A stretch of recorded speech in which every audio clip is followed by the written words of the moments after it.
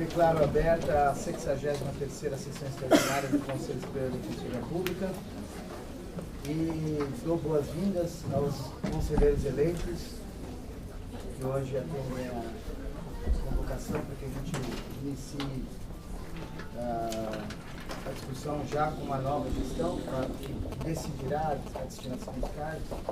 Agradeço, enfim, a cada um dos conselheiros pela disponibilidade, por já antecipar a vinda e tentar tomar pé da questão das soluções dos cargos. Queria só comunicar que no curso dessa semana já têm sido realizadas atividades de transição da gestão. Parabenizar o colega defensor Cláudio Nasco pela nomeação.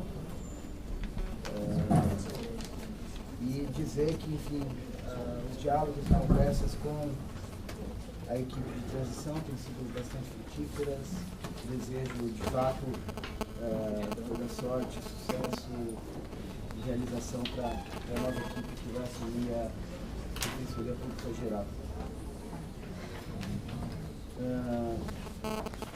Indago a Secretaria se tem alguma comunicação? Não, então já passamos para o momento aberto. Com a palavra, o colega Antônio Machado Neto, da Unidade de Franca.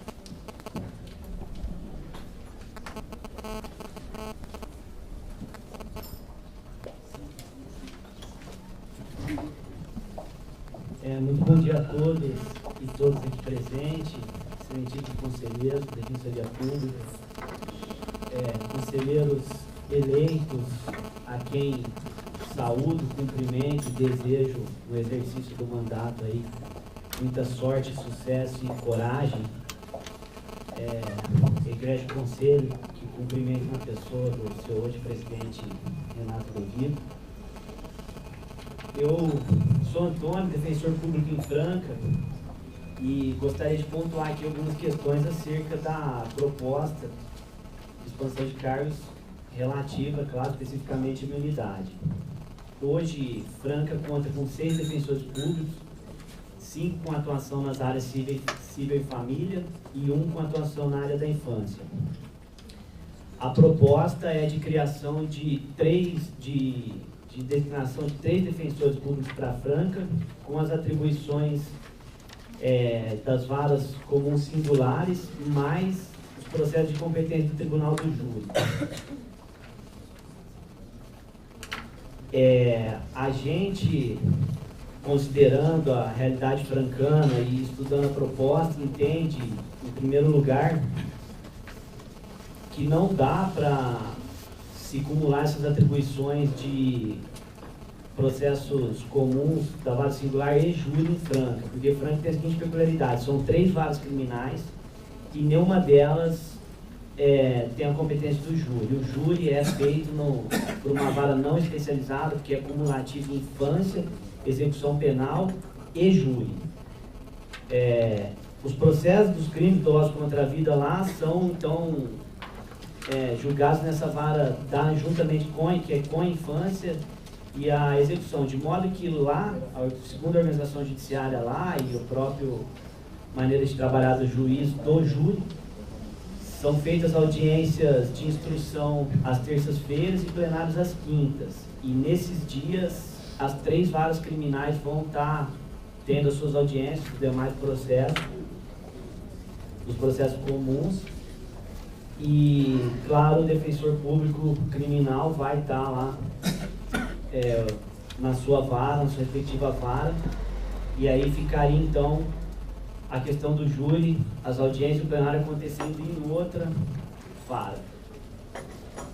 Mantida a proposta da forma como está, o que acabaria acontecendo na prática seria uma atuação improvisada no júri por parte dos defensores públicos cíveis, porque até em razão de poder haver algum arranhamento ou até comprometimento da defesa, não daria para o defensor criminal fazer 2 varas, ainda mais considerando que uma delas estaria acontecendo do júri.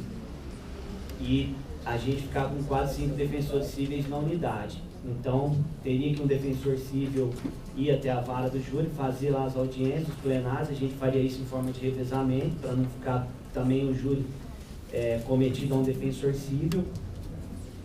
E isso acabaria importando, como eu disse, numa atuação improvisada lá no júri, por parte de defensores cíveis. Por isso que a gente entende que não há como acumular essas atribuições das varas, dos processos comuns, mais processo do júri em Franca. Com relação ao número de defensores, Franca também entende que deve haver uma maior ampliação do número de cargos lá, em razão das peculiaridades locais nossas lá. Talvez a ida de apenas 3 defensores e com as atribuições criminais pode representar um avanço muito tímido perto da necessidade e possibilidade de Franca.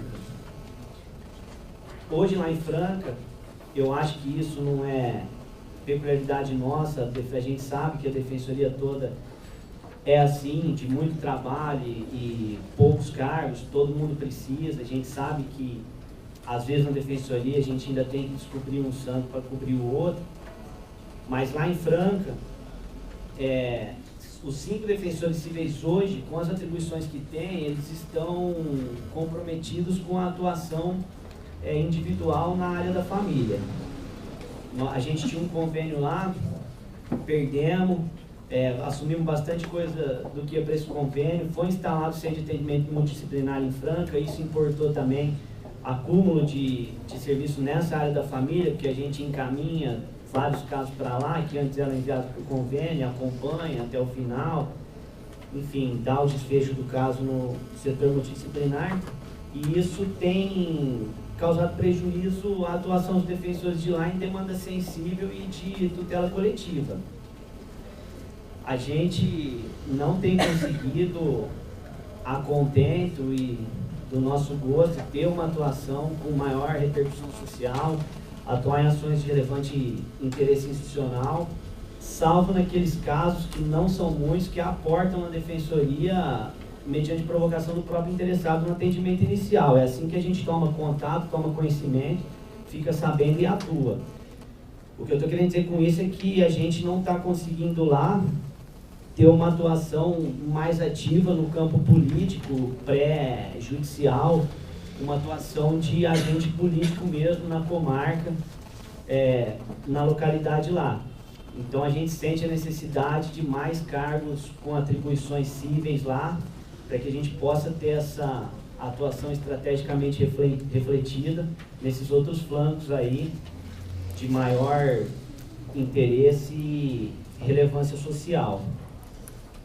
A comarca de Franca tem 365 mil habitantes e Franca é uma cidade que a maioria da sua população é de operário da indústria calçadista ou trabalhadores da cultura do café lá. E, portanto, é uma cidade em que grande parte da população é formada por famílias de baixa renda atendidas pela Defensoria Pública. O nosso volume de atendimento diário, não raro, de maneira não infrequente, ultrapassa 100 atendimentos por dia. É um atendimento inicial volumoso que está sendo feito hoje por 6 defensores. Se forem apenas cargos com atribuições criminais, esse quadro de Franca, já de bastante tarifado, poderia ficar agravado, até porque tem a deliberação agora do atendimento a preços provisórios e, a depender da regulamentação dela, pode ser que os defensores criminais, nem no atendimento inicial, que é onde poderia contribuir lá, vão atuar. E aí o que vai acontecer é que apenas os defensores civis vão ter mais a atribuição, claro que episódica, não é isso o ano inteiro, mas de substituir as varas criminais, que é uma ampliação da atuação importante e necessária para o campo criminal, para a efetividade da defesa, mas na prática também vai acabar acontecendo isso. Ou eles vão contribuir para o atual quadro apenas e timidamente no atendimento inicial, ou nem isso, com o acúmulo de de atribuições cíveis. E considerando todas as questões, a gente vai encerrar aqui, a unidade franca crê que esses 3 defensores com atribuições criminais têm que ir, está na hora, nós temos 3 anos lá da gente ocupar esse espaço. É importante isso para a população submetida aos processos criminais na comarca, ter a efetividade da defesa, a qualidade da defesa pela Defensoria Pública. E também, além desses 3 cargos, franca, fica aí a sugestão, ser contemplada com mais 3 cargos nessa atribuição civil e também de família, e 1 cargo com atribuições na vara da civil e fazenda pública, para que, principalmente aqui, Franca possa expandir e intensificar a sua atuação naquelas questões de tutela coletiva, de maior relevância institucional, de maior interesse e resultado social. E, por fim, eu queria destacar que a unidade de Franca funciona num prédio bastante antigo e bastante grande do estado de São Paulo, com várias salas ainda não ocupadas, e, portanto, a gente tem estrutura lá para ampliação a qualquer momento e de maneira imediata. Então, quanto à estrutura da unidade, Franca está preparada para receber aí tantos quantos forem os defensores enviados para lá. Era isso que eu queria pontuar, e muito obrigado a todos. Obrigado, Antônio. Eu passo a palavra para a colega Fernanda Costa Teixeira, da unidade Franca. Franco da Rocha, que está escrito Franca, mas é Franca da Rocha. Gostaria de dar bom dia a todo o conselho, aos futuros conselheiros que tomaram posse ainda. A minha fala vai ser muito curta. Eu gostaria de pedir a todos que estão aqui, a quem entrará no conselho, uma atenção especial para o terceiro cargo de Franco da Rocha, que atualmente está numa situação bem complicada, está suspensa a atuação de Franco, só faz Atibaia e Bragança. Caso não abra uma unidade em Bragança, eu tenho que, mesmo assim, esse caso tem que ser solucionado. Tá? Bom dia a todos. Bom dia, Fernanda. Com a palavra a colega Patrícia Moraes, da Regional Criminal da Capital. Bom dia a todos, bom dia aos conselheiros, ao presidente, doutor Renato, aos novos, cumprimento a nova gestão, desejando a todos boa sorte, e fiquem sabendo que os defensores estão nessa luta também para construir a defensoria que a gente quer. Ontem a vara singular esteve reunida. Hoje quem viria falar é o doutor João Impéria, mas ele teve um contratempo, então eu estou falando pela vara singular da Regional Criminal da Capital. Fizemos uma reunião, que é a primeira de várias que vão acontecer, para pleitear também algumas coisas que a vara precisa e que são muito importantes também, como tudo que está sendo discutido aqui. A gente não deixa de ressaltar que nós sabemos que a Defensoria todas as unidades estão necessitando de cargos, de intervenção, de um cuidado, e é importante trazer os pleitos. Então, nessa reunião, nós discutimos, em primeiro lugar, a questão da pauta dupla, que vem transformando a vida dos defensores num verdadeiro inferno. E também trazendo muitos problemas assistidos, e isso foi levantado na reunião como a grande questão da vara singular. É uma unidade que tem 62 defensores, é a maior unidade da regional, ela tem uma complexidade gigantesca. A regional criminal, praticamente toda ela, uma parte dela fica só voltada para a singular por conta dessa especificidade da vara. No entanto, ainda nós temos o problema da pauta dupla. Nessa reunião foi acertado o seguinte, que a pauta dupla ela é uma ilegalidade, eu estou passando aqui o que foi dito, e que ela tem um prejuízo ao assistido em razão da audiência una, que é muito, muito, muito grave mesmo. Alguns conselheiros também são da vara singular, terão assento depois, Quem é de vara singular sabe do que eu estou falando. Em razão disso, houve uma primeira conversa sobre o que é necessário para evitar a pauta dupla na vara singular. Passa, infelizmente, por cargo. Se passasse por outras soluções, obviamente que a unidade estaria conformada, mas não é o caso. Não vamos falar de números ainda, porque foi uma primeira reunião, haverá outras e haverá outros colegas da vara aqui trazendo a questão com mais profundidade. Se colocou também que é uma questão institucional, que não deve suportar nenhuma solução caseira, ou seja, cobre, faz trio, faz assim, desloca, indefere, ou vê outra solução. Tem que passar por esse caminho da possibilidade, sabendo que tem que ser razoável a distribuição para todas as unidades, contemplando. E essa comissão vai redigir um documento, vai trabalhar com todas as prioridades da vara, para que, em primeiro lugar, a pauta dupla seja abolida da regional criminal. Colocou-se também que a grande questão, isso que eu fiquei mais impressionado, os defensores, eles falam, todos eles, não porque estão trabalhando, inclusive a nossa reunião teve a maior dificuldade para começar, porque 6 horas da tarde, todos os defensores, ou uma boa parte deles, estavam em pauta dupla e não podiam descer. Então, tipo, 9, 8 horas, 7, 7 e meia, 8 horas, o pessoal estava descendo direto da vara. Então, em pauta dupla, uma jornada muito difícil, e a maior preocupação não foi, olha, eu estou trabalhando até 8 horas, a maior preocupação é que o assistido está lá sem ver o defensor público. Ele não viu o defensor. Então, essa é uma questão muito grave da assistência ali, porque é ali que resolve, na hora, na audiência. É ali que você consegue reverter a situação, que ele sabe que o defensor está do lado dele. Por isso essa questão é muito sensível. Não temos a compreensão do judiciário, não temos. Não adianta a gente falar, vai ter compreensão, não tem. Vou começar a audiência, o defensor não está, fica sem defensor, ou rumo lá DOC. E assim nós vamos. E aí, é por isso que essa comissão foi formada, ela vai voltar aqui, ela vai conversar de novo com os conselheiros, para trazer os nossos pleitos, para trazer a demanda da unidade. A gente pede compreensão a todos, nós não estamos aqui para reclamar, a gente sabe que foi muitos avanços, a gente agradece. A vara já teve situação muito pior, mas infelizmente ela ainda não está numa situação boa. Não está. Ela ainda está numa situação ruim. E isso daí tem que ser evitado.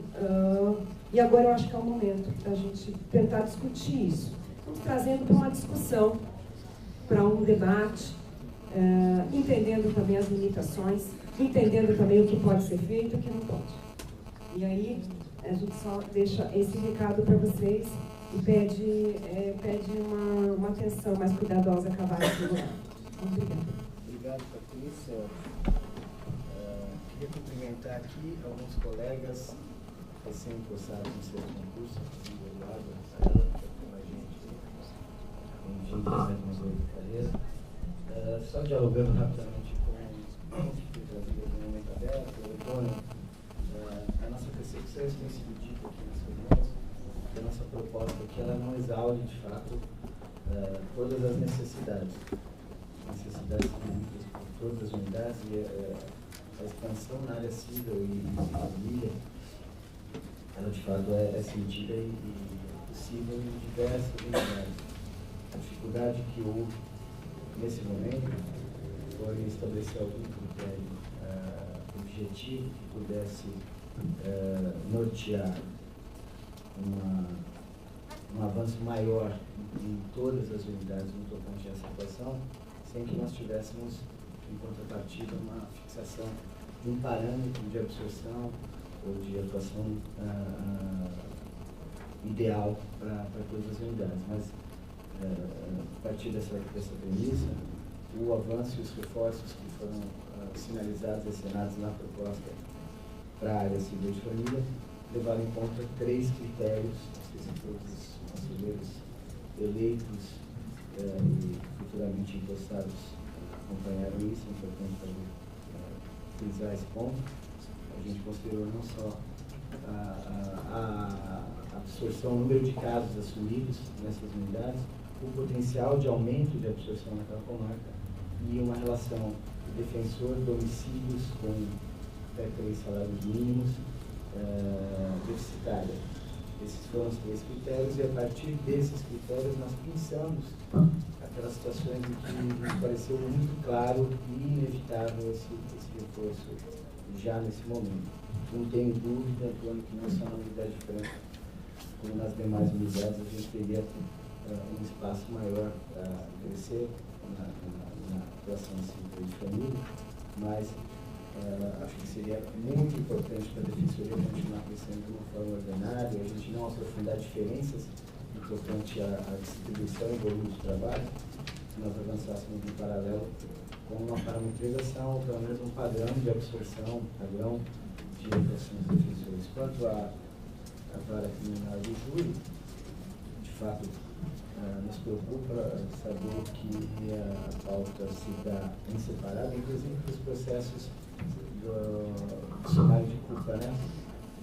Essas audiências que você falou, a primeira fase não tramita nas 3 áreas. De fato, é uma situação complicada, em que a gente demandaria uma concentração de pauta para que nós conseguíssemos avançar nessa situação. Acho importante dizer também que a sinalização da criação dessas atribuições ela não exaure as possibilidades de autorização de provisionamento. Mas parece importante sinalizar com a abertura do júri nos locais em que a gente expandiu a atuação criminal e talvez se possa vir a ser uma solução para a próxima administração e próximo conselho, a manutenção da atribuição, já a sinalização da autorização de provisionamento que a gente avalia, porque eu não teria condição de, a partir dos critérios que a gente estabeleceu da atuação criminal, achar que é razoável a destinação de um cargo para a atuação na execução criminal e júri. Eu acho que o volume aí fica um volume dísparo.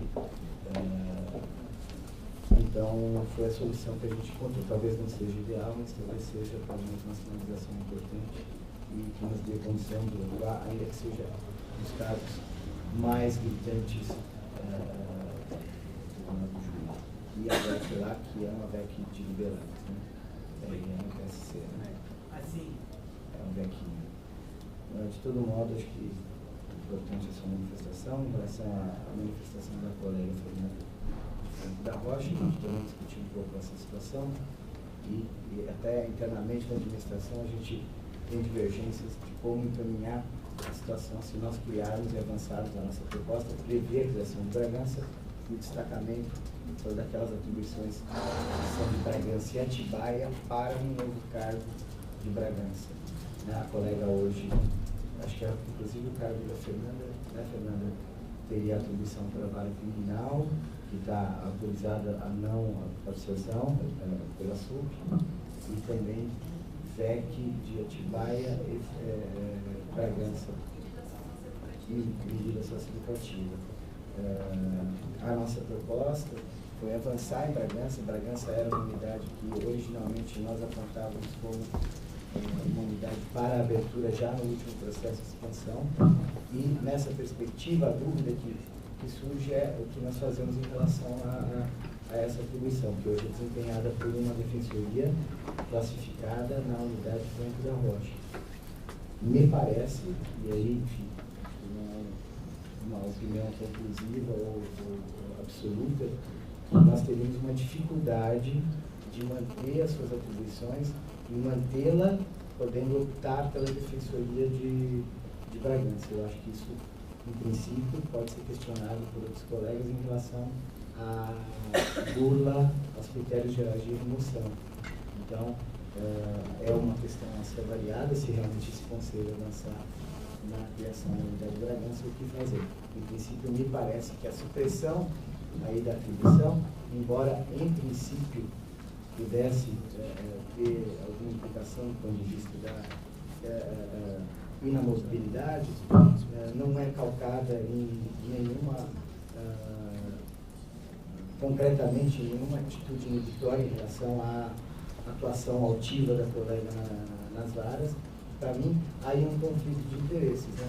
a gente observa o critério geral e você fica como optou quando você fez a sua escolha de vaga na Defensoria Pública, na sua Defensoria Pública de Franco da Rocha, ou, se a gente fizer uma outra leitura, poderia, por já ter uma atribuição ali, optar pela outra Defensoria em Bragança. Essa é uma questão que se coloca.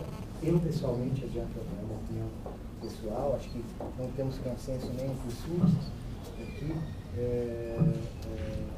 Acho que o critério correto seria colocar a vaga, se criada, de Bragança em concurso, né? Mas acho que isso também vai ser decidido, uma vez criada a cidade de Bragança, pela estrutura de administração. Por fim, agradeço a manifestação da Patrícia, da Regional Criminal. Acho que essa administração ela demonstrou ser sensível à questão das vagas singulares, em especial da conta dupla. Toda a construção dos critérios para a nossa atuação criminal considera isso. E eu quero só lembrar que na penúltima expansão foram destinados 16 cargos para as vagas singulares. Um arranjo já consolidado há algum tempo em que cada 4 juízes tínhamos um trio de defensores, né? Cada 2 varas um trio. E acho que esse foi um avanço substancial e nós temos aí uma correspondência de cada juiz titular auxiliar, um defensor, nessa que é a maior unidade não só da capital, como do estado inteiro. O problema das eventuais substituições não atinge apenas a unidade de vagas singulares da Regional Criminal. Esse é um ponto que, na verdade, atinge a todas as unidades. E ali é uma questão de avaliação de prioridade mesmo, na distribuição dos cargos, se nós temos a condição de avançar nesse momento para um modelo de alocação de cargos de itinerantes, para que eles façam a cobertura das licenças, férias e demais afastamentos perenes. Não me pareceu que hoje, no conceito geral de todas as demandas, isso fosse a prioridade da distribuição dos atuais cargos, mas uma discussão que tem que ser travada, não só a partir da perspectiva da Tribunal Criminal, como da perspectiva de todas as unidades. Agradeço a manifestação.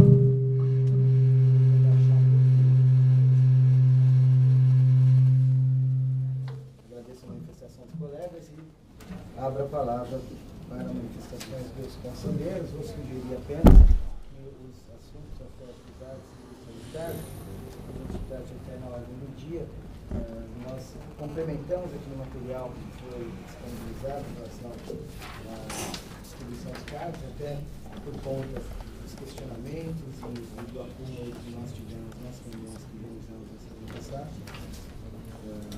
Poderia rapidamente também apresentar quais os slides que nós oferecemos para que os próximos conselheiros tenham condições de se debruçar em cima de alguns outros critérios para decidir um assunto tão relevante. E também nós fizemos uma compilação, acho que foi entregue para os conselheiros aqui, sobre todas as manifestações que foram formalmente recebidas aqui em relação à questão dos cargos. Mas, de todo modo, a palavra está aberta aqui para os nossos colegas conselheiros. A gente já vai entrar na discussão. Eu estou sugerindo apenas que, nesse momento aqui, a gente já tenha eventuais manifestações a outros assuntos, e aí a gente faça a discussão dos cargos já na hora, no expediente. Podemos entrar, então? Fica à vontade, Eu queria falar mais para explicar a minha presença aqui. Pela minha posição já dá para se perceber. Estou aqui na qualidade de subouvidor da unidade de Itaquera, a pedido da ouvidora geral, no fim da gestão dela no dia 6 de junho. E como ela vai estar ausente nesse momento e a Alderon não vai poder participar por enquanto das sessões, venho aqui com muita felicidade e orgulho representar uma instituição tão importante para o nosso modelo de defensoria. E felicidade porque por perceber a relevância social que tem a ouvidoria, o seu enraizamento na população. Isso é muito claro quando a gente analisa o conselho da ouvidoria, a representatividade que ele tem em todos os segmentos sociais. né? Ao mesmo tempo, eu tenho um sentimento de responsabilidade muito grande de sentar aqui no conselho estabelecido já há 2 anos, alguns que mandaram já de há 4 anos. E uma responsabilidade justamente pela natureza que a ouvidoria tem de formatação de a contabilidade na gestão pública, e ao mesmo tempo da natureza que essa instituição tem de uma verdadeira formatação de um contrapoder. Nesse momento também eu queria agradecer muito a passagem da Luciana pela Defensoria Pública, foi marcante pela consolidação de um modelo de ouvidoria. É uma pessoa na qual me inspirei bastante, foi importante para mim enquanto defensor, e queria agradecer a Luciana o fato de como ela me acolheu na instituição, o mesmo carinho e atenção com que ela acolhe qualquer usuário na instituição. Ao mesmo tempo, eu queria dar aqui as boas-vindas ao Alderon Costa, que por uma simples conversa na semana passada já se percebe a acessibilidade, a simplicidade que ele tem e a capacitação também. É uma pessoa que vem dos movimentos sociais, movimento das pessoas em situação de rua, formado em filosofia, acho que comunicação social. Então, assim, é uma pessoa que também vai engrandecer bastante o nosso debate institucional.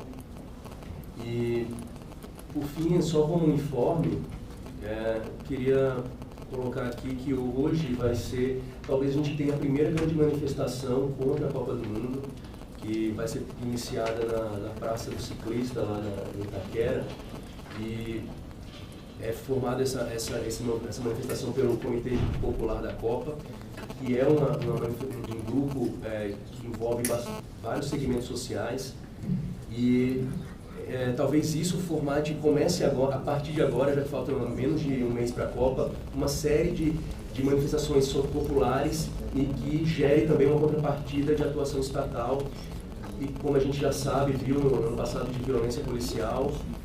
E as manifestações do Comitê Popular da Copa tocam diretamente na atuação institucional da Defensoria Pública. Desde inicialmente na questão das remoções forçadas dos grandes eventos, né, até chegar na atuação, por exemplo, de ambulantes, a repressão que eles podem sofrer durante a Copa, a atuação da polícia também. Então, e aí a gente sabe que já vieram aqui no momento aberto da Defensoria diversos movimentos populares, a torcida das Pagacia, né, o Conecta Direitos Humanos, solicitando e reivindicando uma atuação da Defensoria Pública estratégica durante a Copa do Mundo. Saiu essa semana agora a publicação da atuação nos juizados na Copa do Mundo. Vai ser importante, talvez para a nova gestão, mas de uma forma emergencial, formar pelo menos um grupo, um observatório da Defensoria Pública em relação ao que vai se desenvolver durante a Copa do Mundo, para que a gente possa, no mínimo, levantar dados e fazer uma atuação que não seja apenas a posteriori, né? Então, fica aqui também um pedido de que a gente se debruce sobre esse tema, já que a partir de, talvez, de hoje, provavelmente, inclusive os movimentos solicitaram a presença da Defensoria já hoje, nesse movimento que começa às 17 horas. Então, eu deixo como informe para que a gente pense sobre isso. Obrigado, Rafael. Luciano, tem a palavra. Bom dia a todos.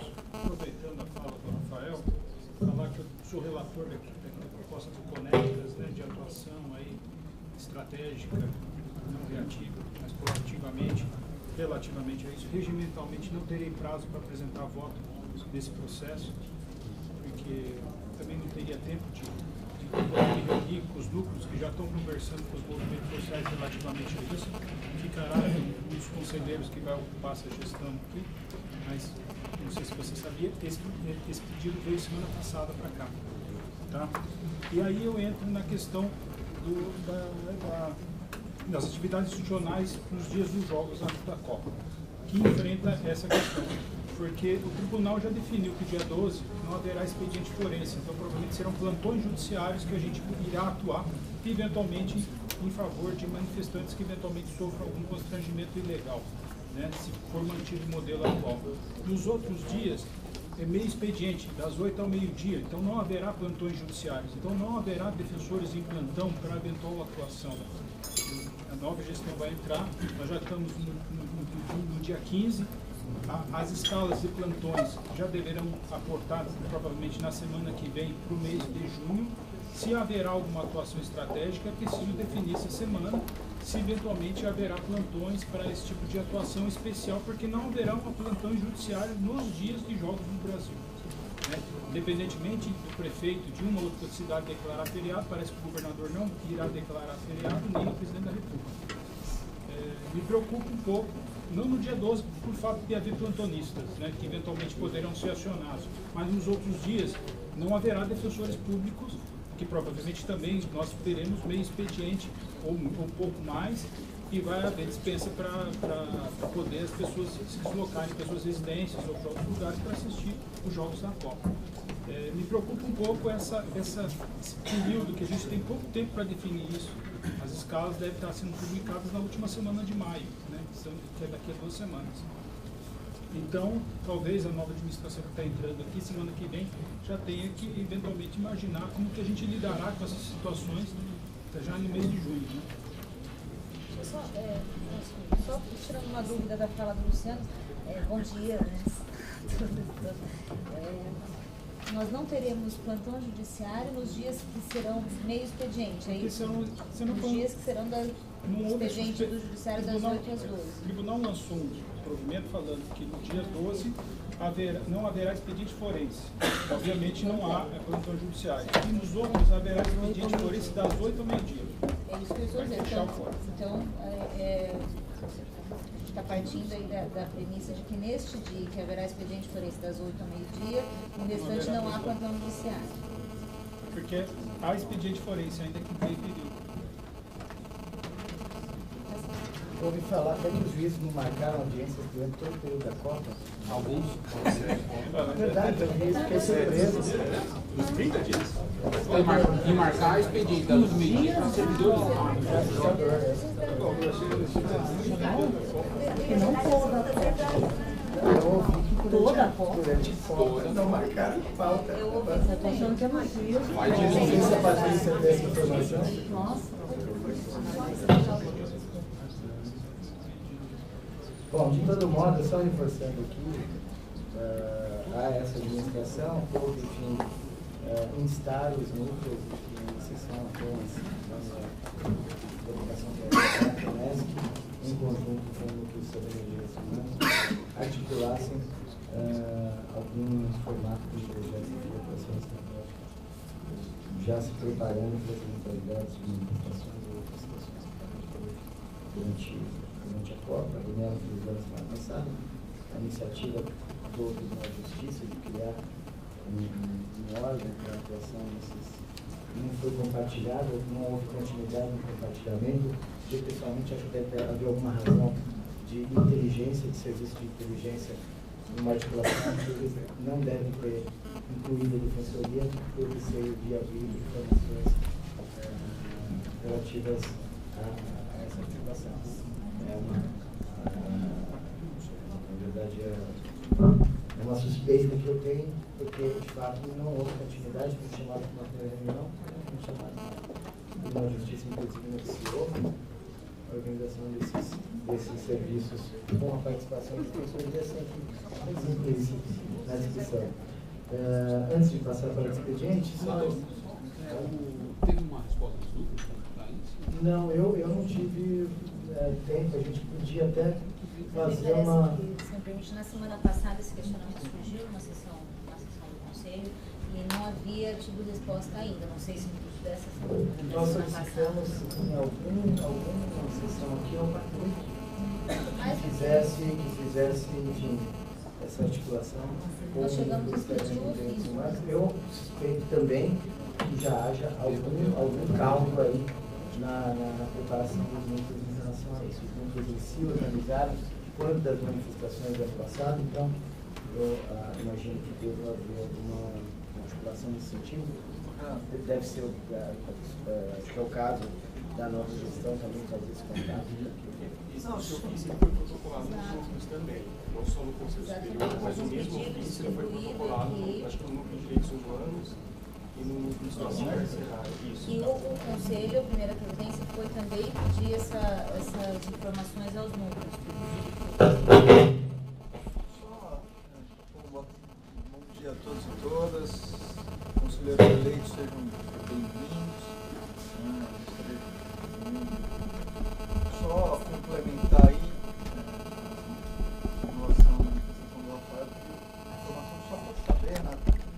depois desse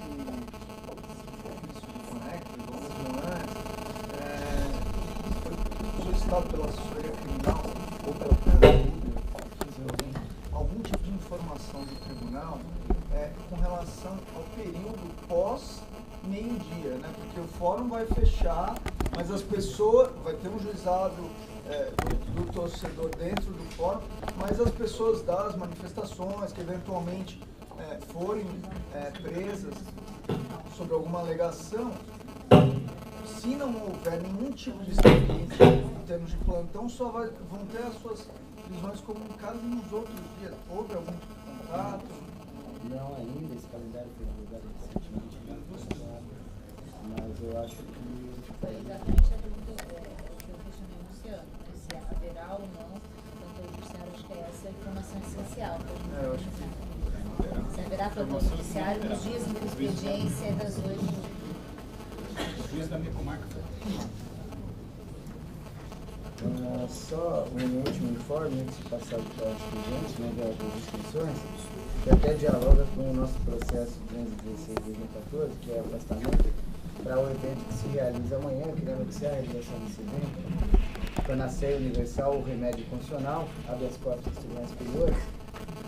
Esse evento está sendo realizado em conjunto pela Defensoria, em conjunto com o Tribunal de Justiça e o Ministério da Justiça.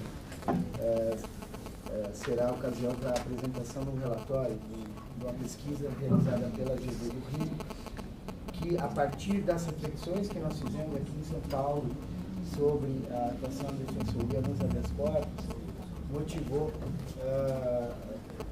a elaboração de um projeto pela Secretaria de Assuntos Legislativos do Ministério da Justiça, daquela linha Pensando no Direito, para que a gente fizesse um estudo, uma avaliação de abrangência nacional sobre a utilização do habeas corpus nos tribunais superiores, em especial no STJ. E esse relatório de pesquisa vai ser apresentado amanhã pelo professor Thiago Bottini, lá da GV do Rio, na presença do presidente Nalini. Eu acho que é um momento bastante importante, que reforça as nossas preocupações e percepções a respeito das tendências dos tribunais superiores na apreciação do cabimento desse remédio constitucional. Então, independentemente aqui do afastamento, também aos colegas que puderem comparecer, como vai ser no Tribunal de Justiça, lá no Salão do Júri do Palácio, não vamos, infelizmente, poder transmitir por videoconferência, mas fica o convite, acho que vai ser um momento bastante interessante de início de diálogo com o TJ São Paulo sobre as disfunções que hoje causam uma infiltração massiva de habeas corpus.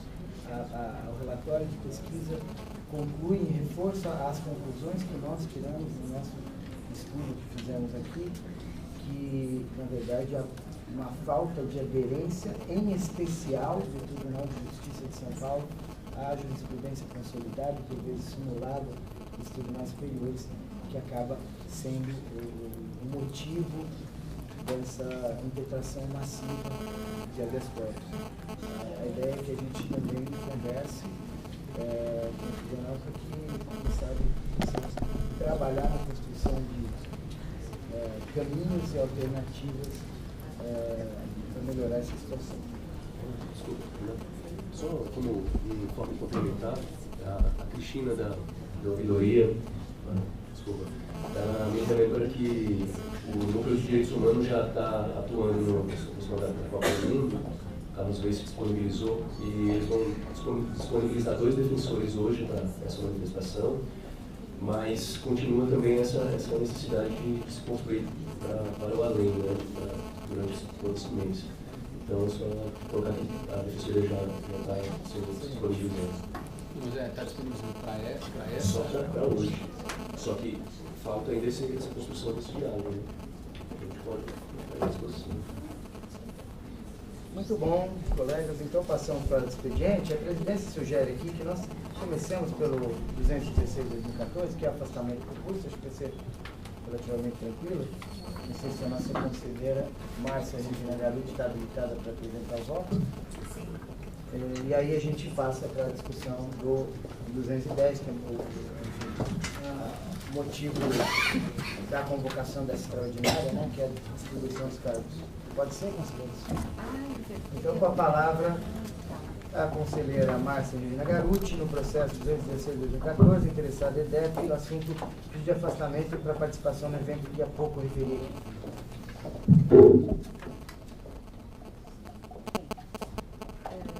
Trata-se de pedido de afastamento encaminhado pelo EDEP em favor de funcionários públicos para participarem do seminário Ensino Mencionado, ou seja, Panaceia Universal ou Remédio Constitucional, habeas corpus nos tribunais superiores.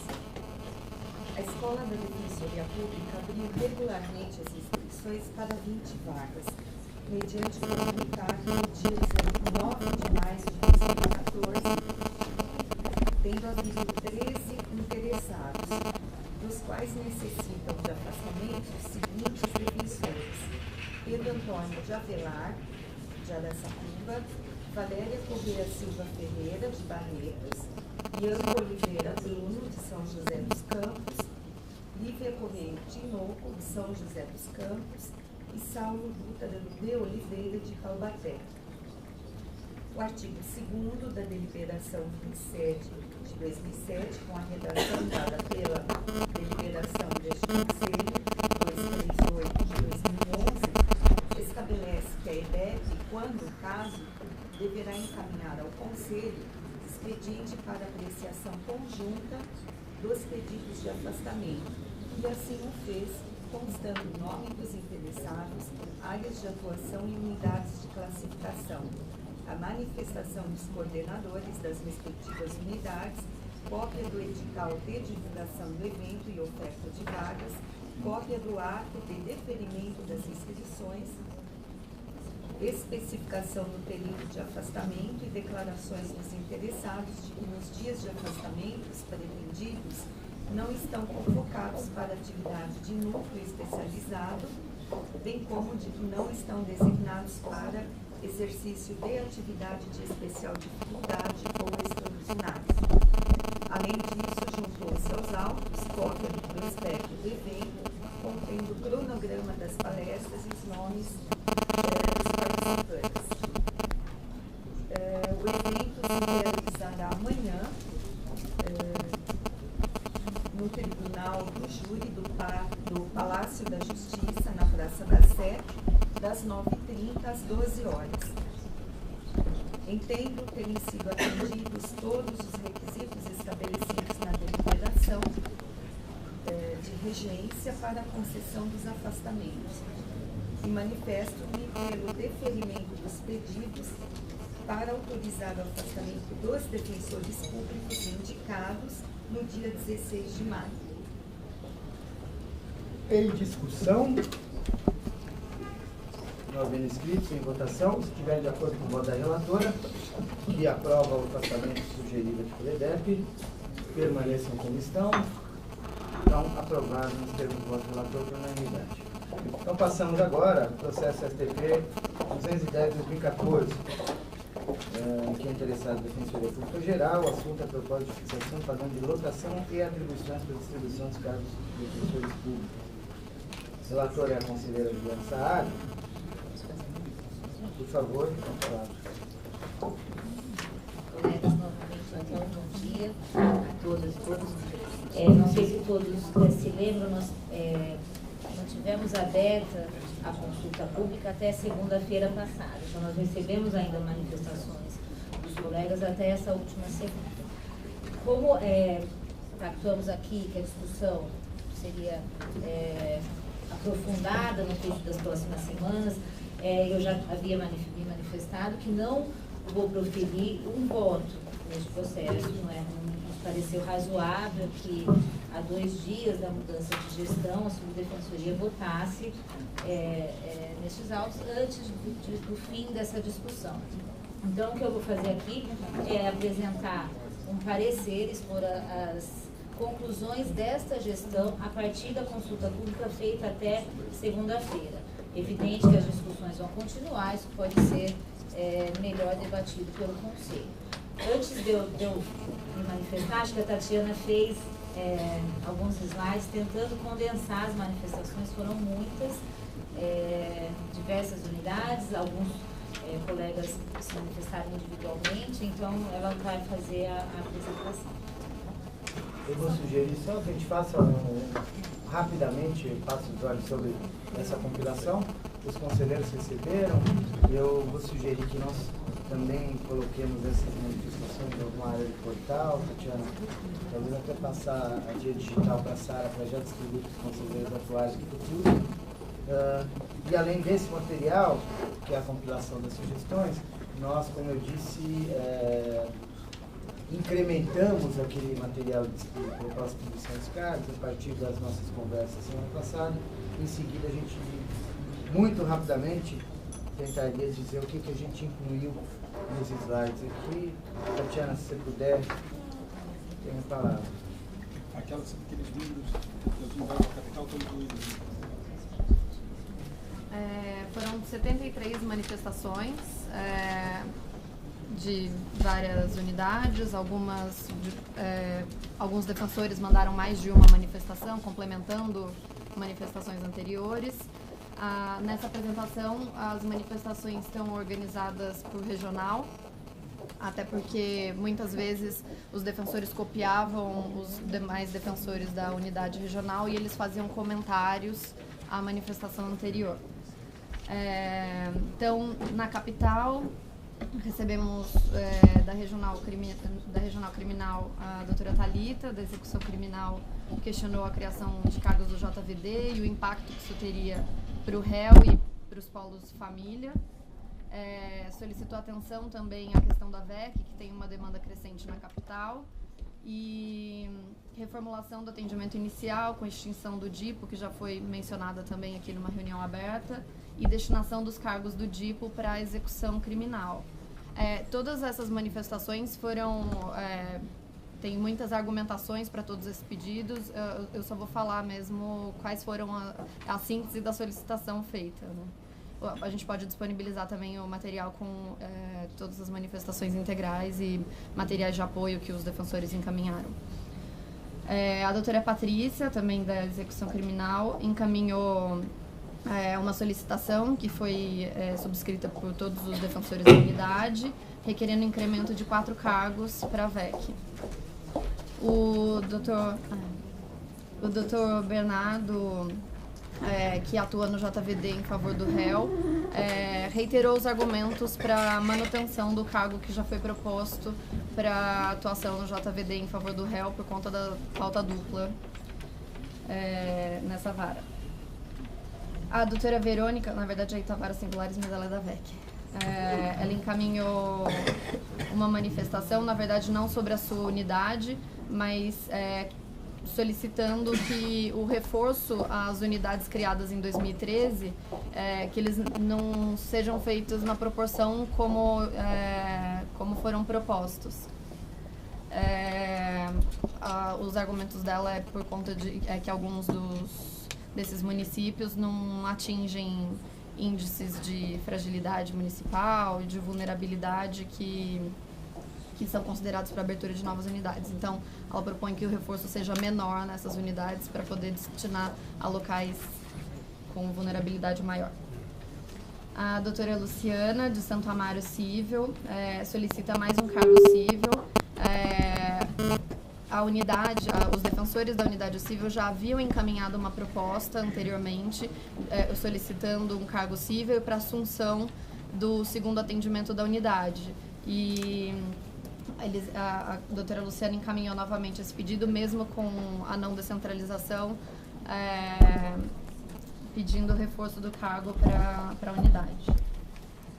A doutora Mara enviou um questionamento, na verdade, se o cargo de Pinheiros assumiria qual das varas, enfim, que já foi respondido, na verdade, na reunião aberta,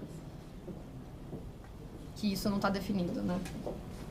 O doutor Rafael, do Polo de Santo Amaro, reafirma a necessidade de se manter a destinação prevista de um cargo para o Polo Sul, conforme a proposta da administração.